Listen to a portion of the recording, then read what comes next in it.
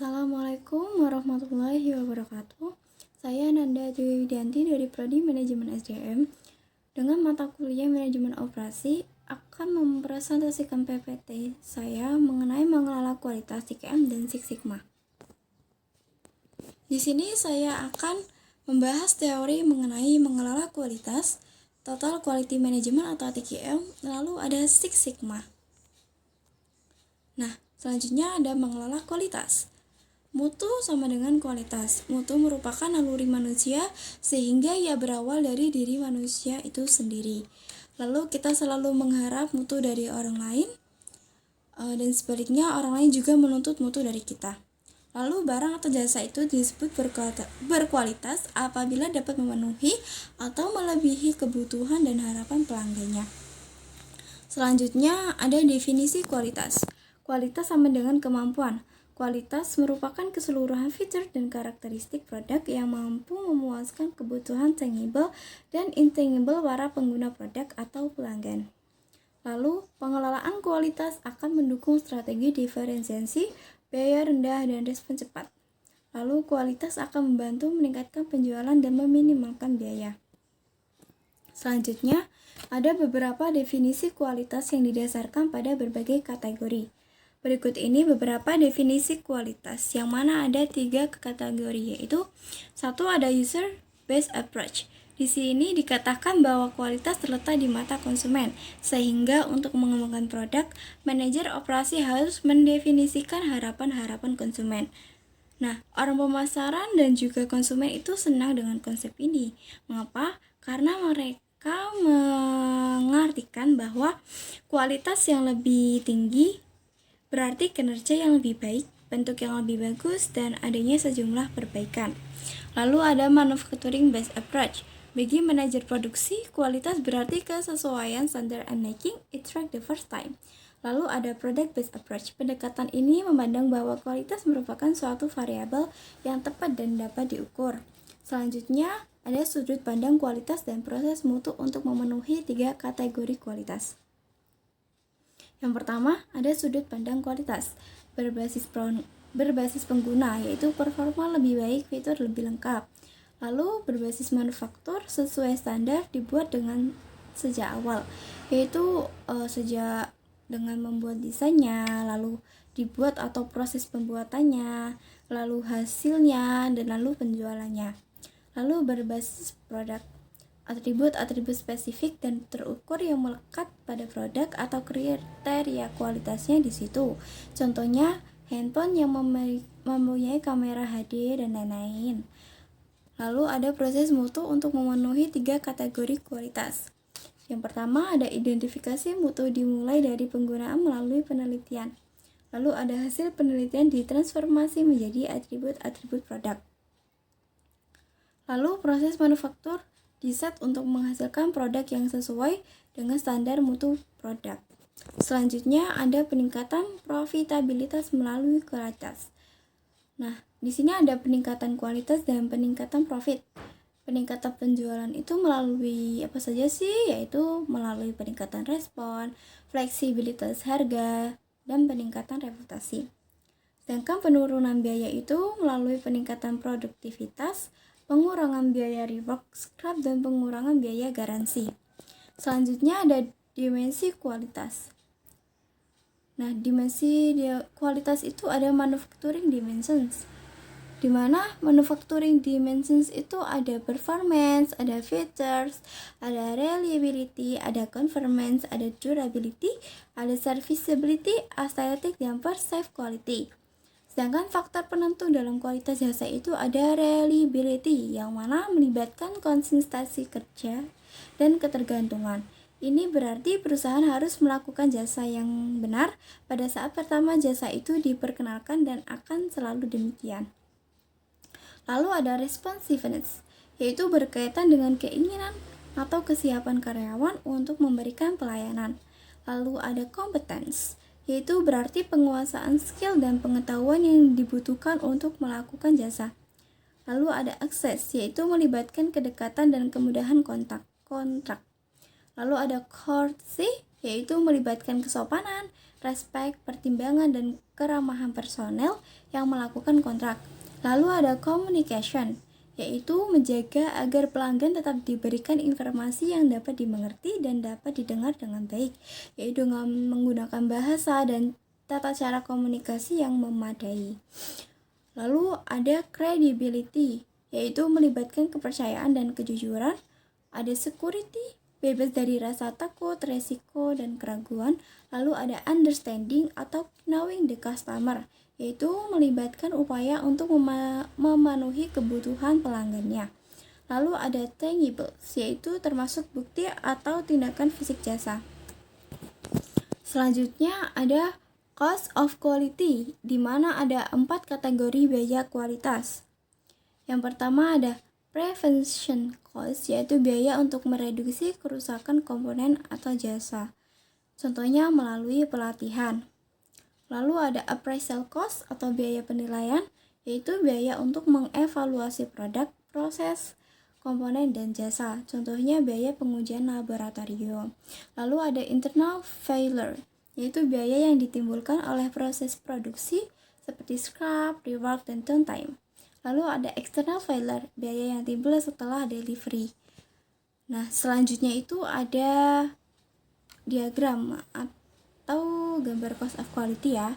Yang pertama dimulai dari appraisal paling bawah, atasnya appraisal ada prevention, atasnya lagi ada internal failure, dan yang paling atas ada external failure, itu adalah total cost quality ya.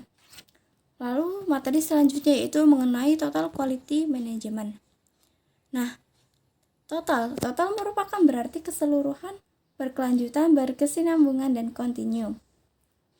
Sedangkan quality merupakan kualitas, kepuasan pelanggan. Nah, derajat excellence dari sebuah produk atau layanan yang dihasilkan. Lalu ada manajemen yang berarti sistem, pengendalian, cara, dan metode.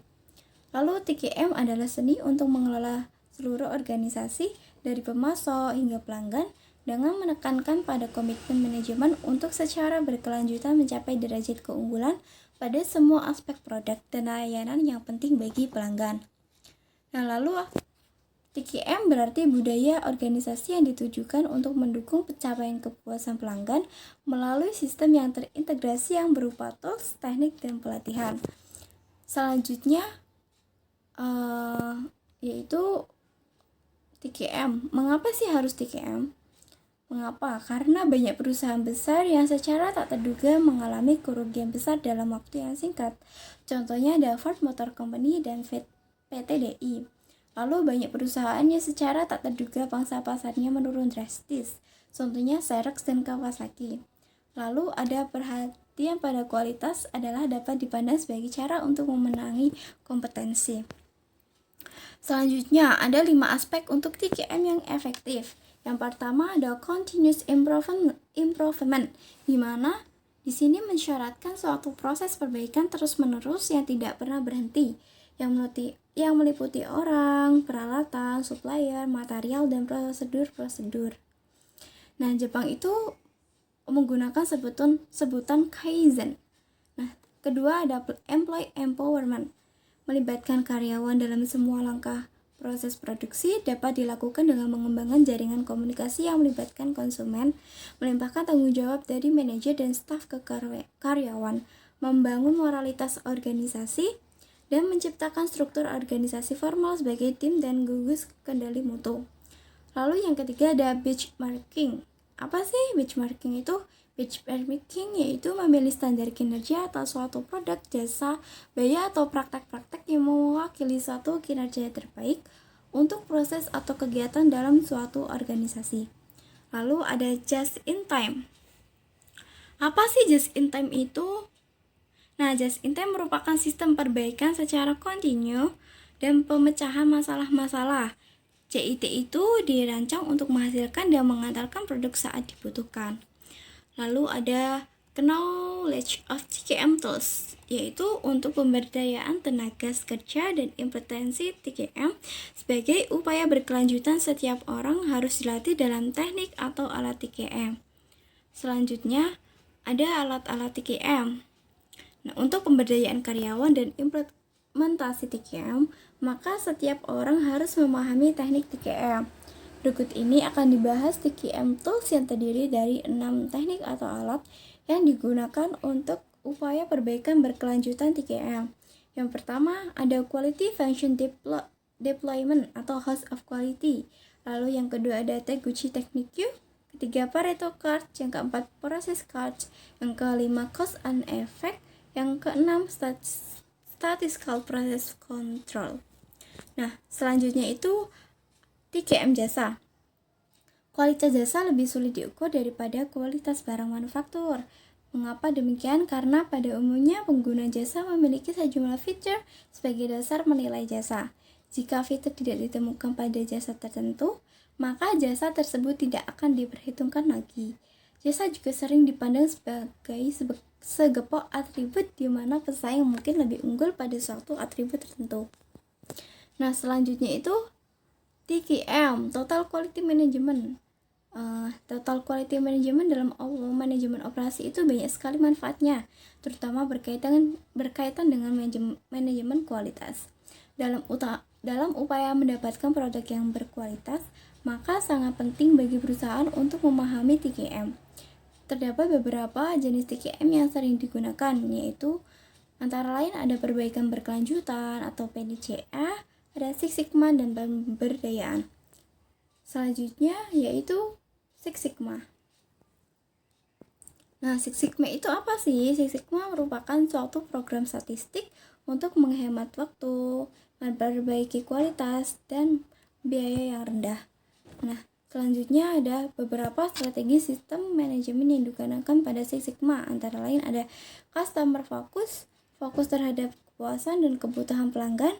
Ada Reduce Defect, yaitu menurunkan tingkat kecacatan.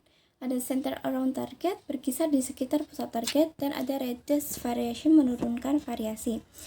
Nah, selanjutnya ada tahapan Six Sigma. Di sini ada bagian atau gambar tahapan Six Sigma, yang mana ada 5, ada DMIEC. D itu defense, yaitu mendefinisikan tujuan proyek, ruang lingkup output, mengidentifikasi persepsi konsumen, dan mengenai kualitas.